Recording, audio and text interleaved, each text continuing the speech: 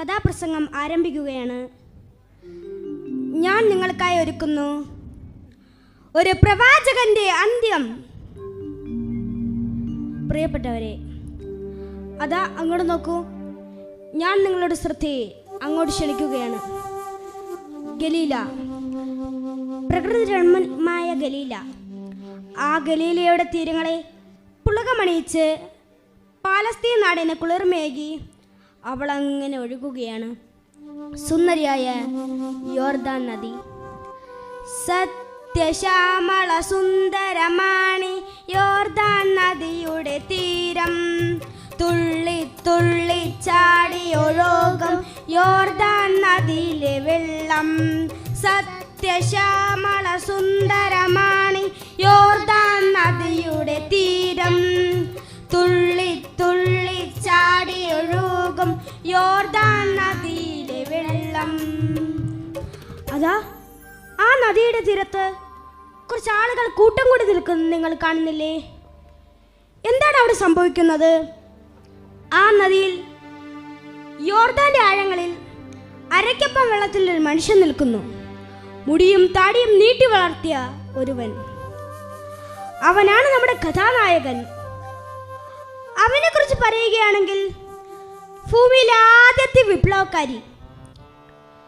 2 വസ്ത്രമുള്ളവൻ ഒന്നില്ലാത്തവന് കൊടുക്കണമെന്നും ഭക്ഷ്യവസ്തുക്കൾ ഉള്ളവൻ ഇല്ലാത്തവന് കൊടുക്കണമെന്നും തനിക്ക് ചുറ്റും സമത്വം ഉണ്ടാകണമെന്നും ആഹ്വാനം ചെയ്തവൻ. മരുഭൂമിയിലെങ്ങും മാനസാന്തര സുവിശേഷത്തെക്കുറിച്ച് പ്രസംഗിച്ചവൻ. അത് മറ്റാരുമല്ല, സക്കറിയാവിന്റെ എലിസബത്തിന്റെ മകനായ സാക്ഷാൽ സ്നാപക യോഹന്നാൻ. മരുഭൂമിയിൽ വിളിച്ചു പറയുന്നവന്റെ വാക്കു കേൾക്കുവിൻ. കർത്താവിന്റെ വഴിയൊരുക്കി അവന്റെ പാത നിരപ്പാക്കുവിൻ. അതെ, യെശയ്യാ പ്രവാചകൻ പറഞ്ഞത് ഇവനെ കുറിച്ചാണ്. ഒട്ടകരോമം കൊണ്ടുള്ള ഉടുപ്പും അരയിൽ തോൾവാറും ധരിച്ചവൻ. വെട്ടുക്കിളിയും കാട്ടുതേനുമായിരുന്നു അവന്റെ ഭക്ഷണം. യോർദാനിലും യെരുശലേമിലും യോർദാന്റെ കരയിലുള്ളവരൊക്കെയും അവന്റെ പ്രസംഗം കേട്ട് തങ്ങളുടെ പാപങ്ങളെക്കുറിച്ച് പശ്ചാത്തപിച്ച് മാനസാന്തരപ്പെട്ട് യോർദാനിൽ അവന്റെ കൈയാൽ സ്നാനമേറ്റുകൊണ്ടിരുന്നു. അവൻ അവരെ നോക്കി പറഞ്ഞു, ഇതാ വൃക്ഷങ്ങളുടെ ചുവട്ടിൽ കോടാലി വെക്കപ്പെട്ടിരിക്കുന്നു. നല്ല ഫലം കായ്ക്കാത്ത വൃക്ഷമൊക്കെയും വെട്ടി തീയിലെറിയപ്പെടും. ഞാൻ നിങ്ങളെ മാനസാന്തരത്തിനായി സ്നാനമേൽപ്പിക്കുന്നതേ ഉള്ളൂ. എന്റെ പിന്നാലെ ഒരുവൻ വരുന്നു. അവൻ എന്നെക്കാൾ ബലവാനാകുന്നു. അവന്റെ ചെരുപ്പിന്റെ വാറഴിക്കാൻ പോലും ഞാൻ യോഗ്യനല്ല. ഞാൻ നിങ്ങളെ മാനസാന്തരത്തിനായി സ്നാനമേൽപ്പിക്കുന്നതേ ഉള്ളൂ. അവൻ നിങ്ങളെ പരിശുദ്ധാത്മാവിനാലും ഈയാലും സ്നാനമേൽപ്പിക്കും എന്നിങ്ങനെ പ്രബോധിച്ചുകൊണ്ട് നിൽക്കുമ്പോൾ അതാ യോർദാന്റെ കരയിൽ നിന്നും വെള്ളത്തിലൂടെ യോഹന്നാന്റെ അടുക്കൽ ഒരുവൻ വരുന്നു. സുന്ദരനും കോമളനുമായ ആ യുവാവ് ആരാണ്?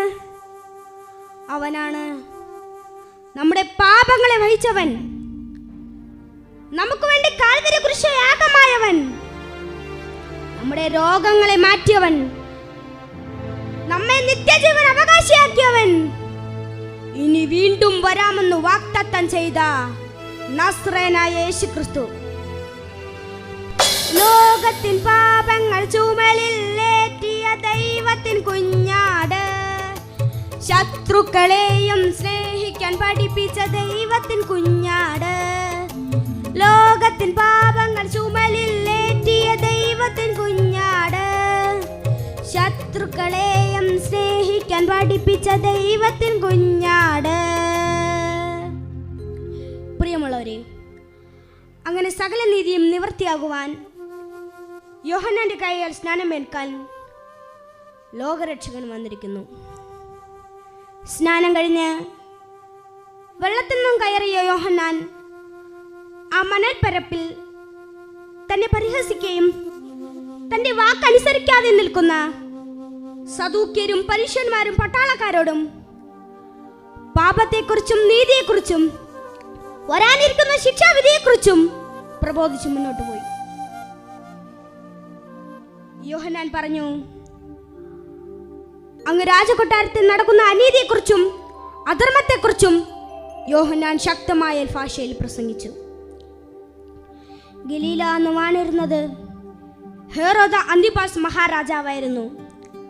അന്തിപ്പാസ് തന്റെ സഹോദരന്റെ ഭാര്യയായിരുന്ന ഹെറോദിയെ വെപ്പാട്ടിയായി പരിഗണിച്ചു നടക്കുന്നത് അവന് വിഹിതമല്ലെന്നും അവന്റെ ഈ രാജത്വം ഈ നാടിന് അപമാനമാണെന്നും പറഞ്ഞത് രാജസദസ്സിലുമെത്തി. അത് ഹെറോദിയെ വല്ലാതെ ചൊടിപ്പിച്ചു. എങ്ങനെയും യോഹന്നാനെ തടവിലാക്കാൻ ഹെറോദ് ആഗ്രഹിച്ചു. അതാ പെട്ടെന്നൊരു കൂട്ടം പടയാളികൾ യോഹന്നാനെ വലം വയ്ക്കുന്നു. അവർ യോഹന്നാനെ തടവിലാക്കി. തടവിലായ യോഹന്നാനെ വധിക്കുവാൻ ഹെറോദ് പലവട്ടം ആവശ്യപ്പെട്ടു. എങ്കിലും യോഹന്നാൻ സത്യവും നീതിയുമുള്ള ഒരു ദൈവപുരുഷനാകിയാൽ ഹെറോദാവ് ഭയപ്പെട്ടു. തൽക്കാലം തടവിലാക്കി. തടവിലായിരിക്കുമ്പോഴും യോഹന്നാനെ വധിക്കുവാൻ ഹെറോദ് കിണഞ്ഞു ശ്രമിച്ചു. പക്ഷെ നടന്നില്ല. അങ്ങനെ ആ മഹാസുദിനം വന്നെത്തി. സുദിനം സുദിനം സുദിനം ഹെറോദാവിൻ ജന്മദിനം. സുദിനം സുദിനം സുദിനം ഹെറോദാവിൻ ജന്മദിനം. വിരുന്നുശാലകൾ നിറയുന്നു, ചഷകങ്ങൾ നുകരുന്നു. വിരുന്നുശാലകൾ നിറയുന്നു, ചഷകങ്ങൾ നുകരുന്നു. സുദിനം സുദിനം സുദിനം സുദിനം സുദിനം സുദിനം. രാജവീഥികളെല്ലാം ഒരുങ്ങിക്കഴിഞ്ഞു. രാജകൊട്ടാരം പൂക്കൾ കൊണ്ടും കൊടിത്തോരണങ്ങൾ കൊണ്ടും ദീപാലങ്കാരങ്ങൾ കൊണ്ടും അലങ്കരിച്ച മനോഹരമായ രാജകൊട്ടാരത്തിൽ മഹാരാജാവ് ഗലീലയിലെ പ്രഭുക്കന്മാർക്കും പ്രമാണിമാർക്കും അതിവിശിഷ്ടമായ ഒരു വിരുന്നൊരുക്കി. വൈകുന്നേരം വിരുന്നുശാല വിരുന്നുകാരെ കൊണ്ട് നിറഞ്ഞു. ഹെറോദി മഹാരാജാവും വിരുന്നുശാലയിലേക്ക് വന്നു.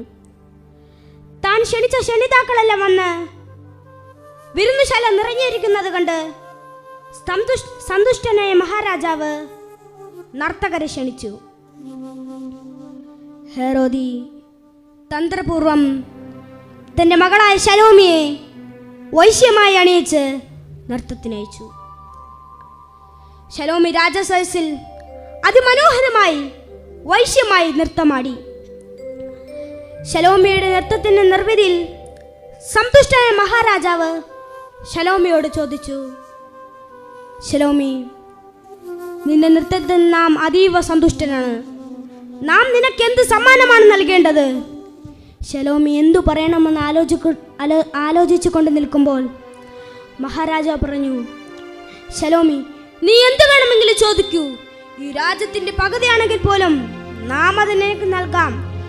ഈ രാജസദസ്സിൽ വെച്ച് മഹാരാജാവ് പറയുന്ന വാക്കാണിത്. ഇത് കേട്ട ഉടനെ ഹെറോദ് ശലോമിയെ അടുത്ത് വിളിച്ചു. ശലോമിയുടെ ചെവിയിൽ എന്തോ മന്ത്രിച്ചു. ശലോമി ഞെട്ടി. ഹെറോദ് പറഞ്ഞു, ഇതാണ് തക്ക സമയം. ഈ സമയം നാം പാഴാക്കരുത്. തിരിഞ്ഞു വന്ന ശലോമി ഹെറോദാവിനെ നോക്കി. ഹെറോദാവ് പറഞ്ഞു, ശലോമി, നീ എന്ത് വേണമെങ്കിലും ചോദിക്കൂ. ശലോമി വിക്കി വിക്കി ഒരു വെള്ളിത്താലത്തിൽ സ്നാപയോഹന്നാന്റെ ശിരസ് സദസ്സ് നടുങ്ങിത്തെറിച്ചു. മഹാരാജാവ് പറഞ്ഞു, ശലോമി, നീ എന്താണ് ഈ പറയുന്നത്? അതൊരു ദൈവ മനുഷ്യനാണ്. മറ്റെന്തു വേണമെങ്കിലും നീ ചോദിക്കൂ. ഇത് കേട്ട് ഹെറോദ് പറഞ്ഞു, ഞങ്ങൾക്ക് മറ്റൊന്നും ആവശ്യമില്ല. എന്നെയും എൻ്റെ മകളെയും അപമാനിച്ച ആ ഭ്രാന്തന്റെ ശിരസല്ലാതെ ഞങ്ങൾക്ക് മറ്റൊന്നും ആവശ്യമില്ല. ഇത് കേട്ട് നടുങ്ങിയ ഹെറോദാവ് വേദനയോടെ ഹെറോദിയോട് കെഞ്ചി, ഹെറോദി, അതൊരു ദൈവ മനുഷ്യനാണ്, പ്രവാചകനാണ്. മറ്റെന്തു വേണമെങ്കിലും നീ ചോദിക്കൂ. ഹെറോദ് പറഞ്ഞു, അങ്ങ് രാജസദസ്സിൽ വെച്ച് പറഞ്ഞ വാക്കാണിത്. അങ്ങ് വാക്ക് പാലിക്കുക. ഇത് കേട്ട രാജാവ് അതീവ ദുഃഖിതനായി.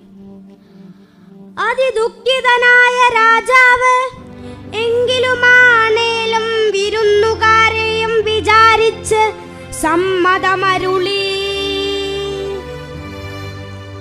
ദുഃഖിതനായ രാജാവ് മനസ്സോടെ തൻ്റെ അടുത്തു നിന്ന് അകമ്പടിയെ വിളിച്ച് കാരാഗൃഹത്തിലേക്ക് വെച്ചു. പട്ടാളക്കാർ കാരാഗൃഹത്തിൽ ചെന്ന് യോഹന്നാനെ രാജകൽപ്പന അറിയിച്ചു.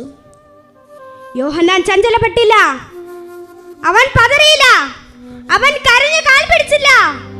വേണമെങ്കിൽ യോഹന്നാൻ തന്റെ തീരുമാനത്തിൽ നിന്നും മാറ്റം വരുത്താമായിരുന്നു. രാജസദസ്സിൽ പോയി മാപ്പിരക്കാമായിരുന്നു, തന്റെ ജീവന് വേണ്ടി കെഞ്ചാമായിരുന്നു. പക്ഷേ സത്യത്തിനും ധർമ്മത്തിനും വേണ്ടിയുള്ള തന്റെ നിലപാടിൽ യോഹന്നാൻ മാറ്റം വരുത്തിയില്ല. കാരണം അവൻ യേശു ക്രിസ്തുവിന് വഴിയൊരുക്കിയവനായിരുന്നു. ഒരിക്കൽ ക്രിസ്തുവിനെ കണ്ടെത്തിയവർ തടവറയുടെ മുമ്പിലും വാളിന്റെ മുമ്പിലും പതറിയുകയില്ല. അതാണ് സുവിശേഷത്തിന്റെ ശക്തി. സത്യം സത്യമായി പറയേണ്ടതായി വരുമ്പോൾ പലരുടെയും അനിഷ്ടത്തിന് കാരണമാകുമായിരിക്കും. എങ്കിലും സത്യസുവിശേഷം മാനവരാശി ഉള്ളിടത്തോളം കാലം പ്രസംഗിക്കപ്പെടുക തന്നെ ചെയ്യും. അതേ പ്രിയമുള്ളവരെ, യോഹന്നാനെ പോലെ സുവിശേഷത്തിന്റെ സാക്ഷികളാകുവാൻ, കർത്താവിനായി ജീവിക്കാൻ, അവന് വേണ്ടി കഷ്ടം അനുഭവിക്കാൻ, അവന് വേണ്ടി മരിക്കാൻ നാം തയ്യാറാണോ? യോഹന്നാനെ പോലെ. യോഹന്നാൻ പതറിയില്ല, ഫടന്റെ മുൻപിൽ ശിരസ് കുനിച്ചു. രക്തം കൊണ്ട് സ്ഥാപിതമായ സുവിശേഷത്തിൻ അടിത്തറ അന്നും നിന്നും പതറാതെ തളരാതെ മുന്നേറും. സുവിശേഷത്തിൻ പോർകളത്തിൽ മുന്നണി പോരാളികളാകാം. സത്യ സുവിശേഷം നിന്നും യുഗാന്ത്യം വരെയും നിലനിൽക്കും. അതാ രക്തമിറ്റു വീഴുന്ന യോഹന്നാന്റെ ശിരസുമായി ഒരു വെള്ളിത്താലവുമേന്തി ഭടൻ രാജസദസ്സിലേക്ക് പ്രവേശിച്ചു. സദസ്സ് നടുങ്ങിത്തെറിച്ചു. ഭയാനകമായ കാഴ്ച കാണാനാവാതെ മഹാരാജാവ് മുഖം തിരിച്ചു. യോഹന്നാന്റെ ശിരസിലേക്ക് നോക്കാനാവാതെ ശലോമി തന്റെ കണ്ണുകൾ ഇറുക്കിപ്പൊത്തി രാജസദസ്സിലിരുന്നു. ഹേരോദി മാത്രം അതിപൈശാചികമായ ഒരു പുഞ്ചിരിയോടെ രക്തമിറ്റു വീഴുന്ന യോഹന്നാന്റെ ശിരസിലേക്ക് നോക്കി നിന്നു. ഇത് കണ്ട് കോപാധിക്യനായി മഹാരാജാവ് പറഞ്ഞു, രക്തദാഹിയായ അവൾക്ക് കൊടുക്കൂ. യോഹന്നാന്റെ ശിരസിരിക്കുന്ന താലം ഹേരോദിയുടെ മുമ്പിൽ വെച്ചു. പൈശാചികമായ ഒരു പുഞ്ചിരിയോടെ മനസ്സിൽ പറഞ്ഞു, എന്നെ പാപബോധം വരുത്താൻ ശ്രമിച്ച പ്രവാചകൻ എന്ന് മനസ്സിൽ പറഞ്ഞുകൊണ്ട് താലത്തിൽ ഇരിക്കുന്ന യോഹന്നാന്റെ ശിരസിൽ തട്ട്. യോഹന്നാന്റെ ശിരസ് ഉരുണ്ടുരുണ്ട് രാജസദസ്സിന്റെ നടുവിൽ പോയി നിന്നു. ഇതുകൊണ്ട് കോപാധിക്കനെ ഹേരോദ് അവളെ വിളിച്ചു, ആരെവിടെ? ഹേരോദി ശലോമിയെ നാടുകടത്തു. താൻ ചെയ്തു പോയ മഹാ അപരാധത്തെ കുറിച്ചുള്ള വേദനയാൽ ഹൃദയം നുറുങ്ങി രാജാവിന്റെ കണ്ണിൽ നിന്നും കണ്ണുനീർ ധാരധാരയായി ഒഴുകി. യോഹന്നാന്റെ ശിരസിന് മുമ്പിൽ മുട്ടുകുത്തി വിറങ്ങിയലിക്കുന്ന തന്റെ കരങ്ങൾ കൂപ്പി, യോഹന്നാൻ, മാപ്പ്, മാപ്പ്. ലോകരക്ഷകന് വഴിയൊരുക്കിയ ഒരു പ്രവാചകന്റെ അന്ത്യം. ഈ ചുടുചോലയിൽ ഉയരുന്ന 1000 സുവിശേഷകർ എന്നും ഈ ഭൂമിയിൽ സത്യസുവിശേഷകത്തിന്റെ വിത്ത് വിതയ്ക്കും. എന്റെ കഥാപ്രസംഗം ഇവിടെ പൂർണ്ണമാകുകയാണ്.